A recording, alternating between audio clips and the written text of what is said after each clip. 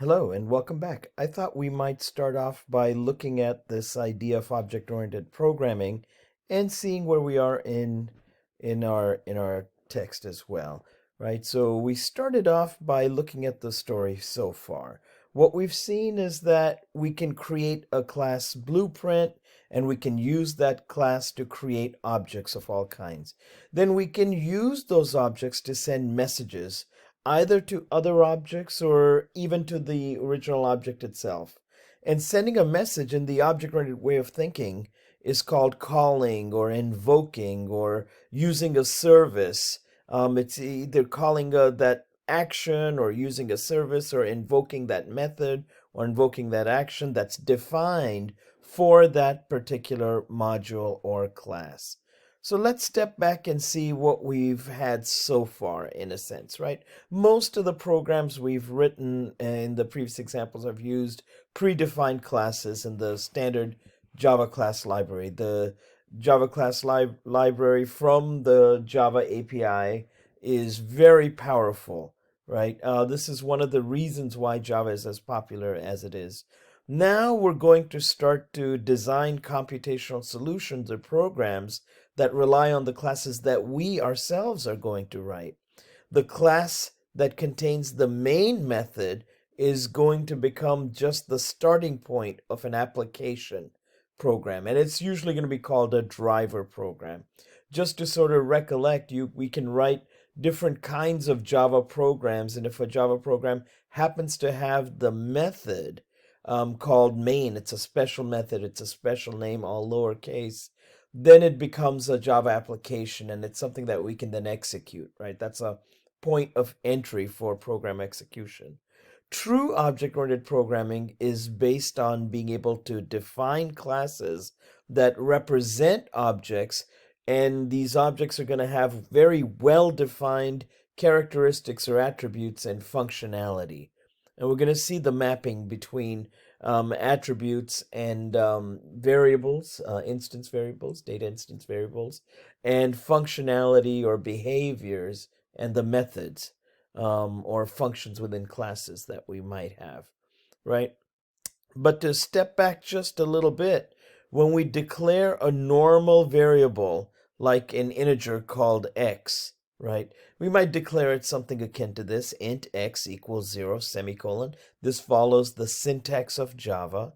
And the variable is some symbol or name or identifier, as we might say, that's associated with some address in memory. And so whatever value is at that address in memory is now associated with this symbol or name or identifier. It's called a variable, analogous to how we deal with it in math. So we can also declare object reference variables in this same way. Object reference variables are going to be also names or symbols or identifiers for some address in memory.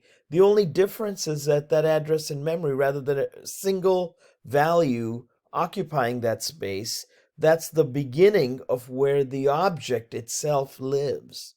And the object is made up, as we'll see, of sort of its data variables and stuff, and we'll get into the details of that just a little bit. But you can think of object reference variables as they're very similar to normal variables, except you can think of them as variables on steroids. That means these variables have abilities far beyond those of other mortal variables that you might come across, these normal primitive variables that we've seen. And the way that you declare it is similar to what you did with the normal variable declaration. You start off by indicating the data type. These are the types of values that are going to be stored in that space in memory, right? And then you have the name of the variable, that's the name or the identifier. Then we use the assignment operator, and the assignment operator is a binary operator. It has a left operand, which is always a variable, and a right operand, which always evaluates to a value. It can be a value itself, or it can be some expression or variable that evaluates to a value. And that value is assigned to that space in memory that's represented by that, indicated by that variable name or identifier, and of course then the semicolon. Similar thing here with object reference variables. we start with the data type of the variable. In this case, the data type, as you can see in following Java convention, starts with a capital letter. That indicates that this data type is a class data type, but it's just another data type. Rather than one of the built-in primitives, those data types begin with a lowercase letter. This is a class data type that's also built in, and it starts with a capital letter. So we're creating a string variable, a string object reference variable. Then we give it a name or an identifier. We could have called it X, just as we did here. And in this case, we decide to call it foo. And then we use the assignment operator. Assignment operator is a binary operator. Left operand is always a variable, and the right operand is going to evaluate to some value. In this case, what this right operand does is it starts by invoking a new method, the new keyword operator, new, and what that does is it goes out and constructs or builds a new string object.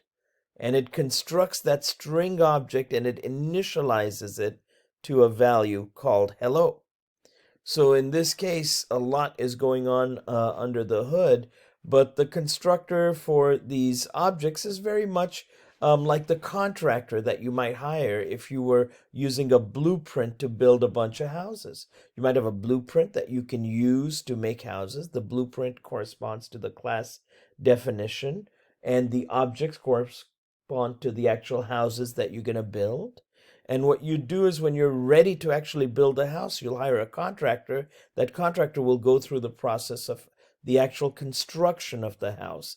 In the same way, we call a special method called a constructor, and it happens to have the same name as the object itself or the class itself, and it goes out and actually constructs the object. And just like a contractor customizes the house for the person that they're building it for, the constructor customizes this object that we're building and customizes it in this case to hold the value hello. And now the object reference variable that we utilize, like foo, will allow us to access the actual underlying object. The object has both attributes and behaviors, right? That's the most salient aspect of these classes and objects that we define. So the class data types that we're going to employ have a name, that's the type that they might have.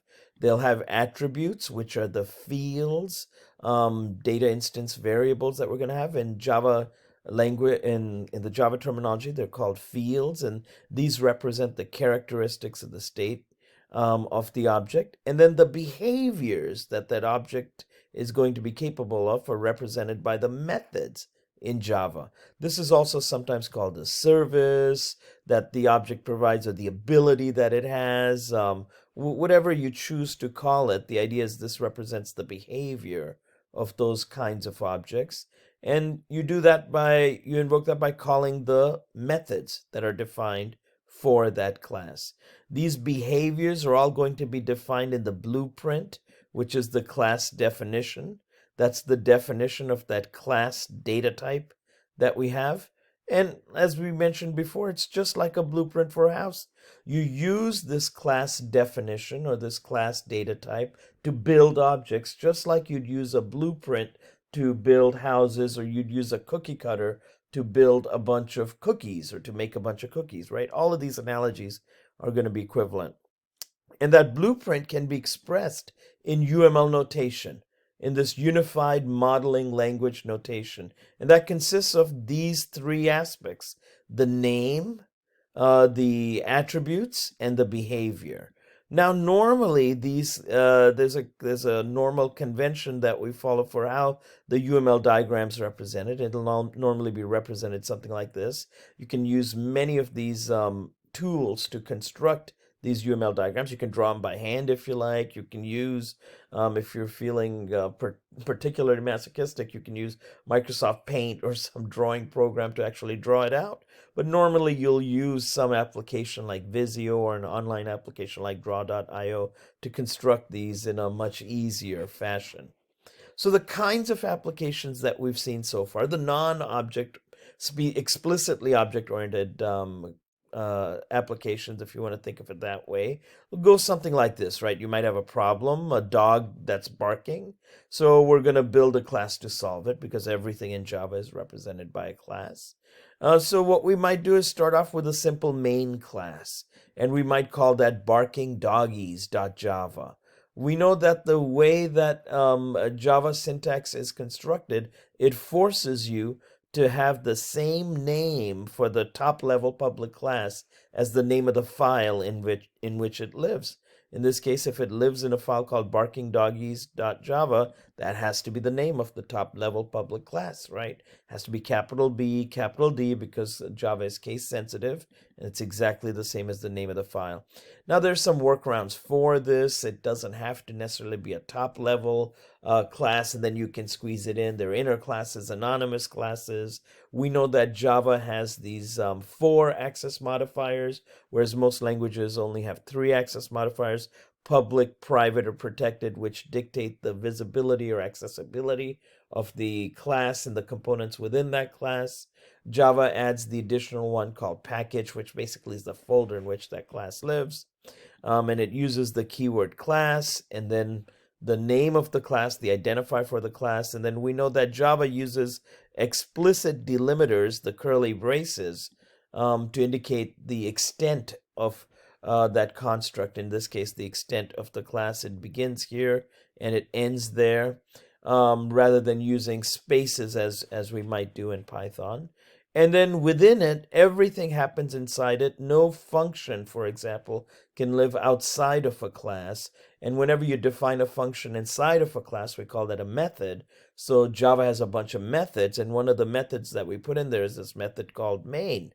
And main is a special method. It denotes that this class or this program is actually going to be an application. That means we can run it. And the point of entry is the first line of that class that we have, of that main method in that class that we have. And this is constructed the same way. You have an access modifier, you have the static keyword, which indicates that this method is associated with the class itself and doesn't need an object to access it. Then you have the return type of that method. We know that Java is a strongly typed language, so unlike Python, where you may or may not specify what a function is going to return, whether it's going to be a procedure or a function. When we start to talk about this idea of subroutines, is it going to be a procedure which doesn't return a value, or is it going to be a function which does explicitly return a value? You don't need to specify that ahead of time in Python, but in Java you absolutely do. It's a strongly typed language. It needs to know the data type of anything that it's going to return, and void says it's not going to return anything. And then it has some arguments or inputs. In this case, the input or the argument or the formal parameter in this case is an identifier or variable called args, and this represents a string array. That means an array of strings, which is like a list. And then, of course, we have the opening and closing curly braces, which indicate the extent of that method. Everything within that belongs to that method. And within that method, if you just had one statement, you could forego those curly braces. I wouldn't recommend that still, but you could potentially do so. But if there's more than one statement that belongs in that method or within that method, then you absolutely need the curly braces. Otherwise, it'll assume only one, the first statement, belongs with it and the other one is outside of it. In this case, we invoke the print line method. We know this is a method because it's going to be in Java. It's going to be defined inside of a class. So a method is just a function that's defined inside of class. We know this is a function because it follows functional notation and uses the parentheses and then puts the input within the parentheses. We know that all statements in Java end with a semicolon as well. And this print line method is defined inside an object called out, which is defined inside of a class called system. And we use the dot operator to access each of those subcomponents. We've seen this before, right? The dot operator is almost a universal approach, not completely universal. For example, in C and C++, you might use the arrow in direction operator, and other languages might use some variant. But if you normally have an object, most languages tend to use the dot operator, which is represented by a period, to access sub-elements or components of that element that you have. So we might do that, right? And we run this, and we'll have a doggy that goes woof. And we'll represent this in UML by mentioning the name of the class. It doesn't have any instance variables or data or fields, as we say in Java speak. So I just put a bunch of X's there. And then it has the main method, and here you can see the UML diagram is a very nice summary of what that method does, right? It indicates with a plus sign the accessibility, the identifier, the name of it, what it might take as input, and then what it returns, in this case, void. And then we could generalize this application a little bit more. We could add some variables within that application. And that's what we did here. We added a new string variable called bark sound, and we followed the Java naming convention for variables as well. Classes all start with an uppercase letter. Variables and methods usually start with a lowercase letter, and then the first letter of every other word is capitalized. And in this case, this variable bark sound is called a local variable because it only exists within that main method. It doesn't exist outside of that method anywhere at all. And that's going to differentiate it from this idea of instance variables that we're going to see in just a bit. And so let's jump ahead to that. Instead of taking this approach where we have everything dumped inside the main method, in the Java approach or the object-oriented approach to doing things, what we're going to do is we're always going to have at least two classes, a driver class, and a helper class. This is the first version. We're going to sort of start like we did with our main class, where we started with this first version, which didn't have any helper variables. We're going to do it the same way here. But we're going to now have two classes, the barking doggies class and a dog class. And so you can see that the barking doggies class still contains the main method. So this is our driver class. This is our application. This is the thing that runs, that executes, and it has the main method, which is the point of entry for execution. And then we have a helper class called dog.java. And you notice dog.java does not have a main method. That means you can't execute this directly. There's nothing to execute. It'll say main not found if you try and execute that, right? The virtual machine will complain at you. And it does contain a method, though. The method it contains is called bark. And you can see just like the other one, it's public, void. And all it does is prints out woof. And what we do is we utilize this class data type.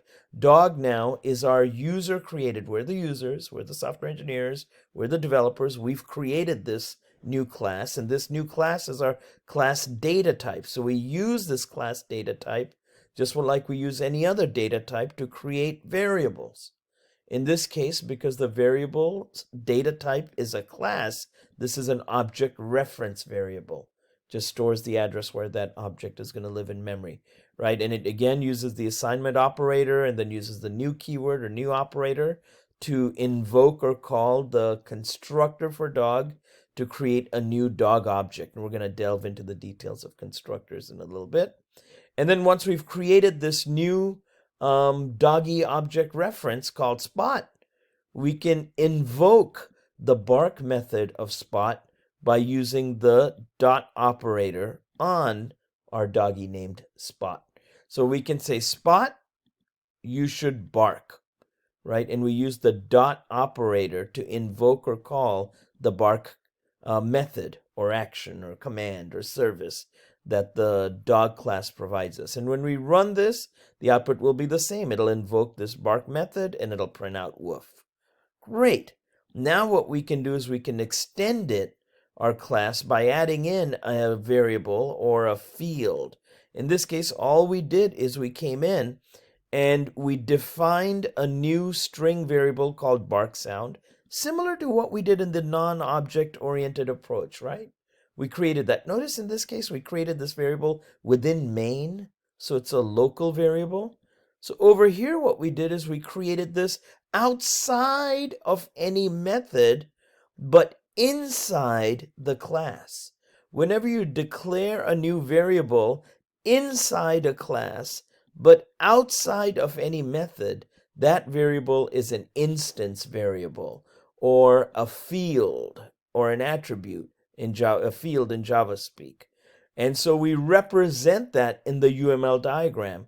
We'll give this, I should say public right there, because I've got the plus sign there as well.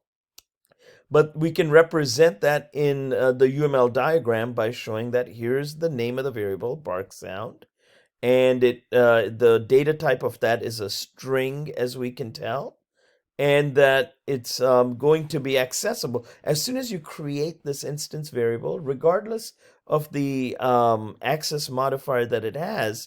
All of the methods within a class automatically have access to that. So bark and any other methods that we might subsequently define within our class definition will automatically become aware of the bark sound variable.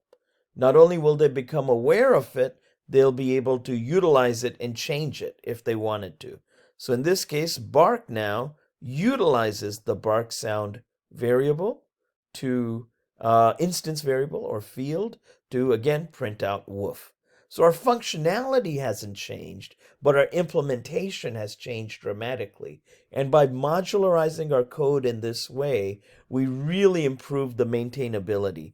You might not see this improvement for, a dinky little program or solution like this, because this is a toy problem, right? Because we're trying to do it for pedagogical purposes, trying to get a handle on exactly what it's doing. But later on, when you start to work on significant, complex software projects, over there, you're going to start to reap the benefits of this object-oriented approach. All right, so we can customize our construction by creating more doggies in barkingdoggies.java. Remember, barkingdoggies.java, which contains the main method, is our driver class or a driver application. So we can create a dog called Spot. That's a new doggy that we created. And then we can tell Spot to bark. Then we can create another dog called Fido. And then we can tell Fido to bark. Or Fido, I guess, depending on where you are. But all the doggies currently just say woof. What if we want to have Spot say woof, but Fido to say arf arf? So now what we can do is we can define a custom constructor method to customize this bark sound. Remember we said that a constructor is like a contractor, and when you build a house, the contractor customizes the build for that particular customer. Well, the same thing applies here. We can do something very similar in the case of Java and other object-oriented languages using constructors. So, okay, let's see how we can actually solve problems with using these software objects in the object-oriented paradigm, right? So the way that we do that is we can use these classes and objects to create computational solutions. And what that involves is what you've kind of seen so far. We have to define the class. We have to use the class to create one or more objects. And then here's where the magic happens. The objects send messages to each other and do stuff. And that doing stuff can involve things like changing the data variables or properties, the instance variables of these objects, the state of these objects. And that message, the message that's invoked, is the method or the function that's defined inside of a class. And by changing the state of the objects, we end up solving the problem. That's the general idea. So let's go through a little bit of a detailed example and see how this kind of message passing might eventually lead to a solution. And we'll start by looking at the example of a bank account. And we'll write a program that allows a user to open an account and maybe just deposit money into that account for now, right? So we start off always by coming up with the requirements and the specifications. And we'll see in this object-oriented design approach how you might utilize this more deeply later on. But what we'll do is we'll create some kind of requirements document eventually, and then convert that into specifications document. The requirements are what's between the stakeholders and the technical team, and the specifications are within the technical team itself, right? So the language varies, and of course the stakeholders might be technical people themselves, and there are variances therein. But in general, that's the approach. So our requirement statement might be something as simple as create new bank accounts, allow deposits of money into the accounts, and display the new balance.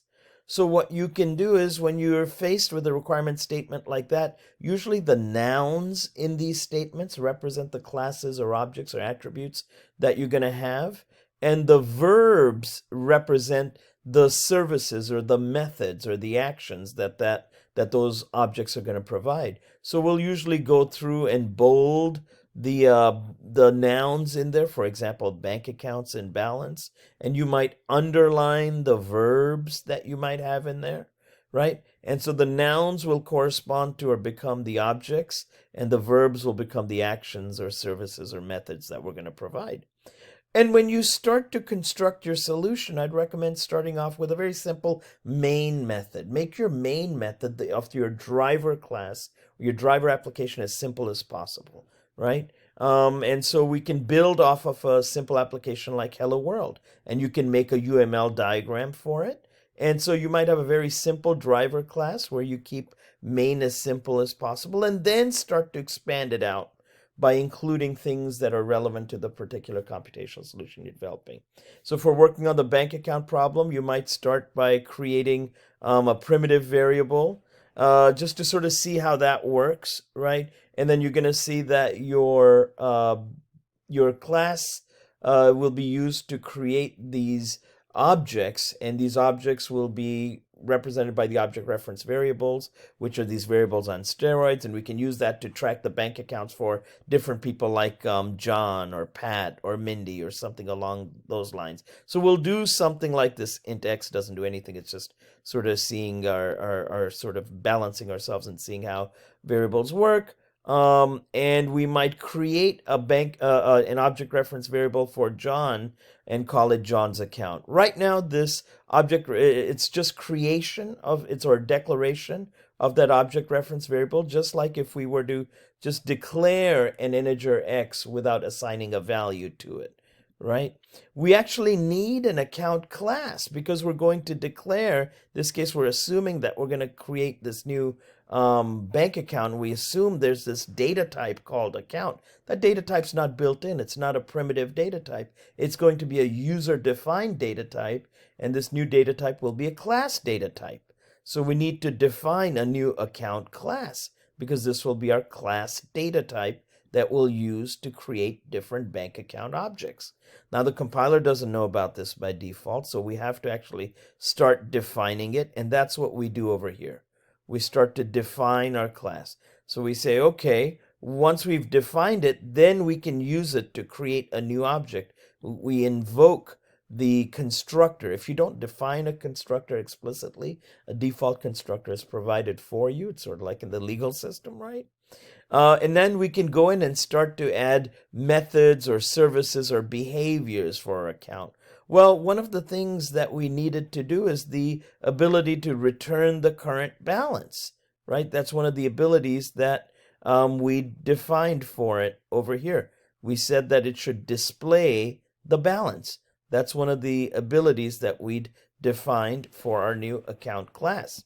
So our account reference, object reference variable right now hasn't taken enough steroids, so it doesn't do anything. So we need to really pump it up. And we're going to do that by adding in the ability to return the current balance. And we're going to invoke that ability by using the dot operator. So once we've created the new John's account, and we've now combined those two parts, both the declaration and the instantiation, or into one initialization statement. Once we've initialized our variable, our object reference variable, John's account, we can then use John's account, by using the dot operator to access its getBalance method. In order to access the getBalance method within that account class, we have to define the getBalance method, and so our UML diagram also reflects that now at this point, right? So once we've done all that, we're kind of making our way through this. Now we can use our class data type to create multiple objects. So we can create as many bank account objects for different people that we want. We'll sometimes, as we're going through this, we'll see it running, and we can sort of look at what we're going to be doing in regards to that. But right now, as you see this construction, if I were to build another account, so we had John's account that we built, and we also build an account for Pat. And if you return the balance on both of these objects, right now it turns out they'll both have the same balance, $50. That's because we used the same constructor the same constructor and the same method or service to access each of those accounts, and this service or method just returns 50. So they're identical. These objects have identical states at this point. That's no good because we want to be able to do different things with them, right? So one of the ways that we might do this is start to eventually extend our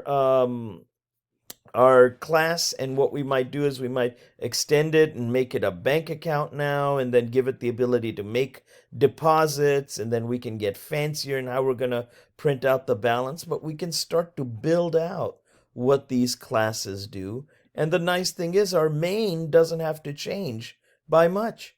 All we can do is just extend the main to do the new things that we want to do. We can change the balances that they have by adding deposits. We can eventually add additional constructors as well, as we'd mentioned. And when we create a constructor, an explicit value constructor in this case, one of the things that we can do is then specify a balance so that they don't start off with the same amount. John might be depositing $50, but Pat might come in with 50 grand and have much more in their account, right? So we can specify all of this. And as we'd mentioned, the constructor is like the contractor that you might have, and our class data type definition is like the blueprint. And all of the object-specific data, that state of that object, is going to be determined by the fields or the instance variables. That's that middle part of the UML diagram. In this case, another thing that we've done is specify that balance has a negative sign in front of it. The reason is we've decided to make balance private. That means nothing outside the class can access it, and that's probably a good thing to do in general so that you maintain the integrity of the object that you have. And it's declared anytime you have an instance variable that's different from a local variable. A local variable is declared and utilized only within a method or a function that's defined inside of a class, right? Like initial balance. It doesn't exist anywhere outside of this particular method. But the variable called balance is an instance variable or a class variable because it's declared inside the class definition, but outside of any method. And so this instance variable is immediately accessible to all methods of the class who can look at it and do what they like with it, either access it or change it. And this is where a lot of the power of the object-oriented approach comes in. And again, like we said, the difference between these primitive and object reference variables is that you can think of an object reference variable just like a variable, except it's a variable on steroids, because you can now invoke all these methods or services and other elements if you've made them public as well. And so there's a way that you can sort of compare both of them, and this is of course from our text. But you can see that with the primitive variables, you can really only access their value. All you can do with them is get their value and print it out. And if we were to look at like a symbol table, a simplified symbol table, it might be something along those lines, or this might be the declaration that you might use as well. So with these simple primitive variables, all you can do is access their value, and that's it. But with these object reference variables, you can do a lot more. You can access methods, other methods they have, and if they have other public elements, you can access those as well. All right, so this was our initial dipping of toe into the world of object-oriented programming. Very powerful approach. We're going to look at ideas like encapsulation, polymorphism, inheritance, and all of this in subsequent lectures. See you then.